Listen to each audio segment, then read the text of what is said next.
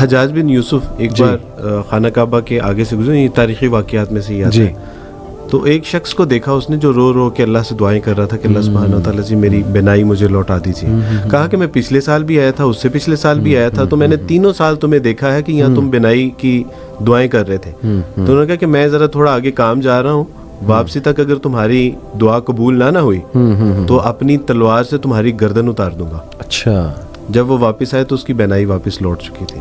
یعنی اب اس کو اس بات کا یقین بھی تھا اور خوف بھی تھا کہ اللہ سبحانہ و تعالیٰ جی پہلے تو آنکھیں نہیں تھیں, اب اگر آپ نے مجھے آنکھیں نہ عطا فرمائی تو میری جان بھی جائے گی. یعنی اس کے اندر وہ ایک مانگنے کا وہ جذبہ بڑھ گیا. دوسری بات یہ ہے کہ میں نے ایک بار اپنے استاد صاحب سے پوچھا کہ استاد جی اللہ کہاں ملتے ہیں, یعنی میں وہ ایمان, وہ ایقان, وہ یقین تو اللہ کہاں ملتے ہیں؟ تو انہوں نے کہا کہ بیٹا گندم کہاں ملتے ہیں؟ میں نے کہا گندم کے بازار میں. کہا کہ چاول کہاں سے ملتا ہے؟ میں نے کہا صاحب چاول کی جو ہے وہ مارکیٹ میں جہاں چاول بکتا ہے. صحیح. تو کہا کہ اللہ پھر اللہ والوں کی صحبت میں ملے گا بیٹا.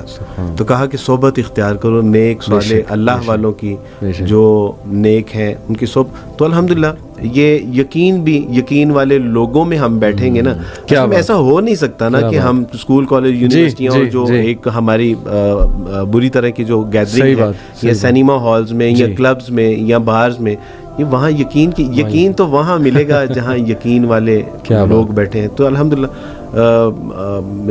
اپنی یوتھ سے بھی ہے میں ریکویسٹ کرتا ہوں نیک صالح لوگ, اور پھر مستقل حکم ہے اور عبادت ہے کونوا مع الصادقین, سچے اچھے نیک صالح لوگوں کے ساتھ جڑ کے رہو, یہ اللہ کا مستقل حکم ہے.